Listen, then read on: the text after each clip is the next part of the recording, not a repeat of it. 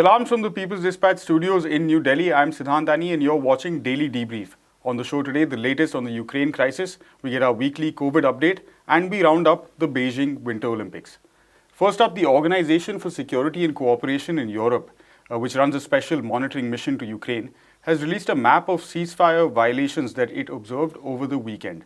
The observations, and I'll ask our producer to pull up a map as we speak, are in sharp contrast to what the Western media, including the likes of the New York Times, will have us believe.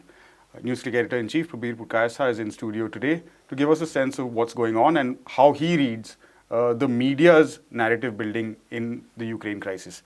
Prabir, first up, the map, of course, and a reading of it. What do you make? What does it tell you? Well, this has been something which has been going on for the last more than a month. In fact, it's almost 3 months since you've been hearing next week, tomorrow, a certain date, during the Winter Olympics, on the date it closes, after it closes. So dates for Ukraine invasion have been continuously produced. Latest was President Biden saying that he's sure that Putin has made up his mind. He apparently knows what Putin's mind is. They have intelligence information that the invasion is going to take place. Yet, what the US media has produced, the violations of ceasefire, and what the organization, the OSCE, which looks at violations of the ceasefire that was established in Donbass between the Ukrainian government and the rebel, which actually holds a part of the Donbass region, they seem to show just the opposite, that in fact the violations are taking place more due to bombardment, artillery shells landing in the rebel-held areas, not in the Ukraine government-held areas. So if the argument is that Russia is using the rebel-held areas, the rebel forces to attack Ukraine, the picture seems to be just the opposite. Right. So why is it that New York Times, Washington Post, and we can point to a host of others, but these are the two major trendsetters of news in the United States. Why should they be talking like this is the big question. And I was reading The Economist today. Right. They have again the same picture. Yeah. It seems that somebody is writing a script for them, which they are following. If you remember, there's a very famous film which was produced, Wag the Dog, where this whole attempt to game international news was created by suitable pictures, and if you show suitable pictures, suitable headlines and so on, then you are able to change the perceptions of the people and change reality itself. So we seem to be in that frame. The serious questions that are there, which was what Russia has raised vis-a-vis NATO's eastward expansion. There are serious questions regarding that United States walked out of the Intermediate Range Ballistic Missile Treaty, and therefore will such missiles come closer to Moscow as the eastward march of NATO takes place? All these are very important questions, as well as what's the status of the Donbass region, particularly as the argument was that they will have a certain degree of autonomy. This is the Minsk Accords and what happens to therefore the follow-up of the Minsk Accords, particularly as they are extremely right-wing fascist forces in Ukraine, who have said any attempt to give autonomy to Donbass region means will throw out the government which is there. And they seem to hold the guns, a significant amount of the guns, and street power. And these are people who with clear Nazi past, Nazi signias, whatever they wear on the armbands and so on. So their lineage is very clear. And Bandera, who was a part, as you know, of the Nazi support groups in this part of the world, they consider him as a hero, which also the Ukraine government tends to do also. So if you put all of this, it doesn't seem to be, the picture is what of Russia attacking Ukraine. The picture is a much more complex one of Ukraine being a cat's paw in the hands of the United States and Western forces in its eastward expansion towards Russia. And also whatever they had conceded in 2015, the Ukraine wanting to go back on it, and therefore Russia coming out as a defense of the people who are under attack and who are under various kinds of laws in Ukraine.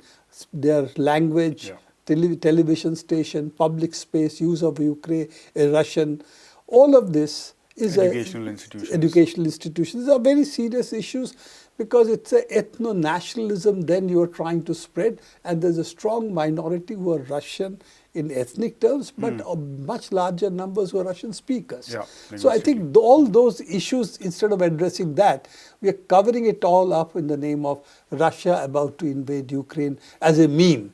And the unfortunate part is that you have the major news organizations in the world very much a party to the meme that the United States seems to have set in motion. Yeah, I want to focus a little bit more on this media aspect, Prabir, if you will, because it's not the first time we've seen the US media, Western liberal media, become the major sort of weapon in this sort of narrative building. What is your personal take on it, and how have you experienced it over the past few, let's say, US-led wars? You know, there is a famous statement, presumably attributed to Karl Rove, that we have the ability to create a new reality, and every time you have reacted to it, we have moved on and will create another new one, which is bereft of all the of all these phrases here. What it says is we have the ability to control the narrative. That's what it says, and we saw that very clearly in the Iraq war. That is one war where this picture was really completely verified, so to say, that Saddam Hussein did not have weapons of mass destruction. The US media did not discuss whether he has weapons of mass destruction or not. The only question was that how do we get Saddam Hussein to accept that he has weapons of mass destruction and tell us where they are. And the issue was never does he really have them. Now, rest of the world was quite psyched by all this because we thought it was a given that he didn't have weapons of mass destruction. There had been extremely serious inspections that had been carried out by the IAEA, and IAEA inspectors had really given the report saying that we haven't found anything. After all of this, the only issue, and I was in the US for a short while, I think about 4 to 6 months before the invasion, and I found that this was not a question discussed anywhere. All the talk shows to main news shows, as well as the newspaper headlines, were all, how do we get Saddam to confess that he has weapons? And the alternative was that Saddam has to then show that he doesn't have them, and he has to prove a negative, which as you know, is physically not possible. You please tell us, prove that you did not commit this crime, but I don't tell you what is the crime. So this is the kind of things that was there. And in this particular case, we have a very similar picture where Putin is supposed to have all set for invasion, and if he doesn't invade, it is because the US has exposed him, and therefore all his machinations have been laid open. Therefore, he has stopped. So then the US wins. If he invades under such provocation, then also US wins. So effectively, the issue seems to be claim victory, and the victory really is that since Russia is not going to invade, and that I think more or less is clear, therefore win the victory saying, because of our pressure, he's got scared, therefore we have won. So this is the unfortunate role that the US media is playing. Not only US, a major part of the international media is playing this role. And unfortunately, at the moment, they set the global narrative. Unfortunately, that is true. Not just unfortunate, but frightening also, this beating of the drums of war all the time. Particularly when it's a possibility of a nuclear war, if not by design, by accident. By accident, absolutely. Prabir, it is Monday after all, and as we have been for several weeks now consistently on Daily Debrief, we've been getting an update on the global pandemic situation from Prabir, who's been closely watching both the numbers as well as how things are progressing in various parts of the world. For this week, Prabir, what is your reading of the situation? Well, in large parts of the world, it's clear that the Omicron did create a very sharp spike. But it's also clear that Omicron numbers or the COVID-19 numbers across the world have been dropping in most places. There are exceptions, but in most places they have been dropping. Some of the exceptions are a little surprising. For instance, Germany is quite high at the moment, Russia is high, South Korea is high. Again, it's not dissimilar to the pattern elsewhere. The numbers go up very rapidly and then fall, but fall more slowly. Right. The US numbers have come down, as Indian numbers have also come down, as also UK, for instance, has come down. And in South Africa, of course, the first two numbers where it really came down. So all of this seems a very similar pattern. Also, the second part of it, those who have been vaccinated, serious illnesses have been much less amongst them, and deaths have been much, much lower than among the people who have not vaccinated for whatever may be the reason. Those who have not vaccinated, the death and serious illnesses numbers still continue to be high. Right. And the other good part of course within quotes, is that the 2-year-old vaccines also seem to work. So when you look at the efficacy of the vaccines, given the fact that they are based on variants which are at least 2 years, if not older, that we still seem to see relatively good success rates with them. So that is something which is heartening. So these are all the good things. Right. The bad thing is, of course, that the vaccine inequity still stays, and it's very, very high still. If we can focus on that, that was going to be my next question anyway.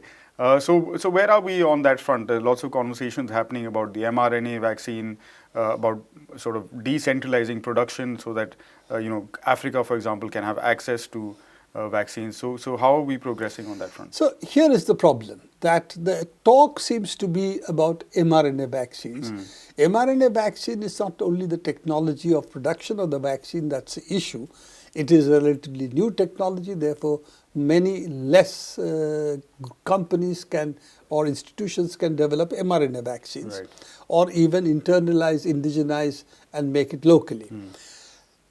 The problem is a second one, which is the mRNA vaccines requires a cold chain. Right. And very few poor countries, in fact, poor countries cannot replicate the cold chain that mRNA vaccines require. Right. So apart from the cost of mRNA vaccines being high, Pfizer and Moderna are making billions of dollars. Yeah. I think Pfizer is going to make more than $45 billion. Moderna more than $30 billion. Moderna has never made a profit. This is the first time they'll be making a profit. Pfizer is the highest profit in a year they're going to get, I think, from the beginning, from when they started. So these are very, very huge profits. But it is based on the fact that they're high cost, which rich countries can pay, poor countries can't.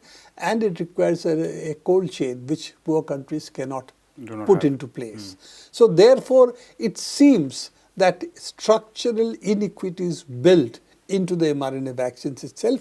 I really don't know why they want a hub in South Africa for Africa, because a cold chain is not going to be available in Africa. Yeah. So why are the other vaccine manufactured, which is providing equally efficacious in terms of its control of serious illnesses, or even death, of course, yes. But even hospitalization. Even hospitalization is much lower among the vaccinated. All of it, if you take into account, there are a whole number of vaccines which are now effective. There is the Chinese vaccines, there is the Indian vaccines, AstraZeneca, which is of course Serum Institute as well. There's Johnson. So there are a large number of vaccines which are now available, which seems to be having efficacy in order to stop the essentially death and serious illness and hospitalization. So why are we not talking about them but only focusing on essentially the mRNA vaccines?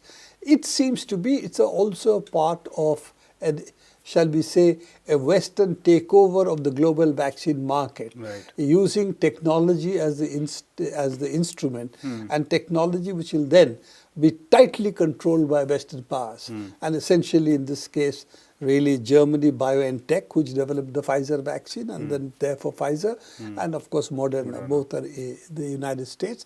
And the public health aspects of this is not coming into play. WTO is going to discuss it this week. In fact, I think tomorrow and the after are the discussion. Let's see what comes out of it. The problem is not just patents. The problem is also that sharing of production and treating it as a public health issue rather than a for-profit pharmaceutical company issue. And I think that's a key problem that we are having.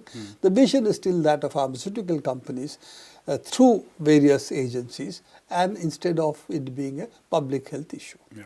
And like we saw last week, the EU continuing to block also some of these. Continuing to oppose WTO's waivers, that on that, patents and so on, because BioNTech is after all a part of that. But it seems to be a much larger thrust that they have to support their pharmaceuticals companies for the future. Yeah. Thanks so much for that update, Prabir. And finally, the 24th Olympic Winter Games came to a close yesterday in the Chinese capital, Beijing. IOC President Thomas Bach, in his closing remarks, praised the participating athletes and the people of China, exhorting political leaders around the world to follow their example and give peace a chance. I spoke to NewsClick Sports editor Leslie Xavier earlier for our roundup, to round up rather, our coverage of the games. Leslie, thanks for joining us on Daily Debrief today. The Winter Games, like we said, have come to a close, and the president of the IOC, with some kind words and thanks for the people of China, who, of course, hosted the event, praising the athletes and their performances, as well as the volunteers that helped make the games happen. Of course, we have to remember that it was another pandemic-affected games, so safety of the athletes and trying to keep any COVID outbreak down was a major objective. All of that fortunately went off fairly well.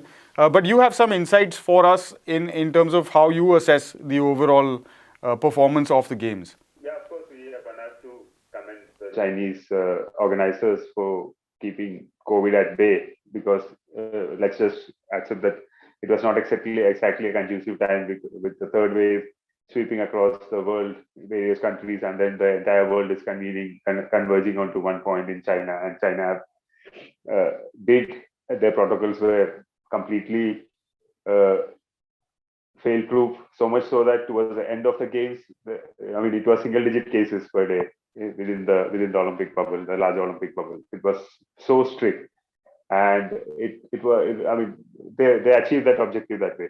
The games began with obviously, as we have discussed this in one of our previous episodes, that the diplomatic boycott that some of the countries from the West, they tried to play it out, but then luckily and gladly so, and this we had expected also, that once the game starts, the talking point will obviously be the games and the sport and the larger understanding of what is happening on the playing field, and also related to that implications across the world. In that regard, the games were successful with many new stars emerging out, a lot of great performances on ice and on snow, and many facets coming out of athletic excellence. At the same time, there were controversies too. So my biggest takeaway would be that it is still a global festival. I'm just glad that the diplomatic boycott didn't translate into, messy like the Cold War Olympic Games used to happen, and messy affairs like the Cold War Olympic Games. And at the same time, again, when we talk about Winter Olympics, it's slightly different from the Summer Games as far as the participation of the countries are concerned. So, for instance, it is still governed by the geographic properties that require winter athletes to train and excel. So, Africa this time around had 6 athletes representing the entire continent, and from 5 countries, that too. And these are the countries which has close association with European nations. So that's, it's very clear that these athletes, their base is in Europe and they train over there and they get good enough to qualify and compete at the Olympic Games. So that kind of a reach is lacking for the Winter Games.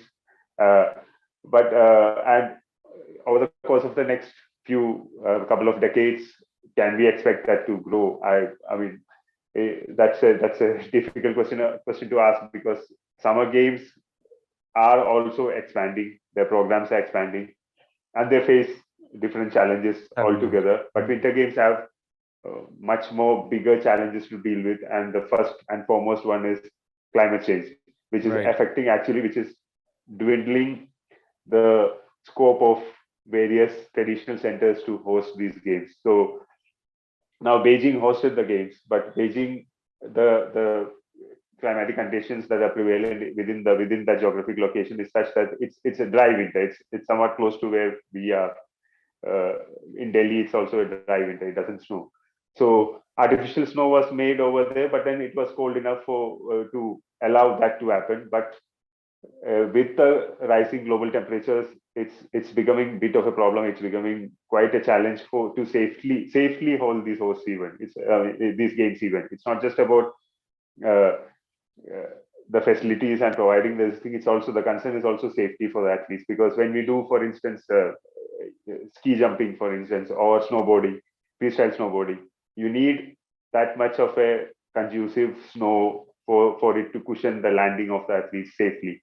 And so it's heat, it's also wet snow, which is a problem. So there are multiple layers, multiple problems that are created because of the change in global climate. And this point hardly came into discussion during the course of the games, because again, when we say that the right points were discussed, I would say the biggest and the most righteous point to be discussed is the climate change, because it's affecting the world for sure, the general population for sure, and it's directly impacting the games as well. So when Mr. Bach comes out and gives out messages, I mean, he should probably address the elephant in the house as far as Winter Games is concerned, which is climate change. That is, and of course, these are the larger talking points that should come out for the larger good of any sporting endeavor, for that matter, not just Winter Games. Because when we look at summer games, the kind of facilities that are required now to counter heat wave, for instance, is huge. In Tokyo, they were placing fans and they were placing water sprinklers for marathoners to run. Air-conditioned stadiums are a norm now across the world, and so I mean, it's about, I mean, when we talk about games, major games, and the sustainability, the larger point is how much are we again damaging the environment when we try to sustain a sporting festival. So these are questions that would be asked, I guess, in the near future, and addressed also. I think, in the coming months and years, I think these will become more important. We are, of course, also going to see a Winter Football World Cup happening later in this year in Qatar. So definitely climate and climate change will be a factor there. Thanks very much. That's all the time we have today, Leslie. Thanks very much for those insights on the Winter Olympics, and we'll have you again end of the week for more from the sporting world. That's all we have on the show for today. You've been watching Daily Debrief. For more on all of these stories, visit our website, peoplesdispatch.org, and do give us a follow on all the regular social media platforms for updates. We'll be back again tomorrow. Until then, goodbye.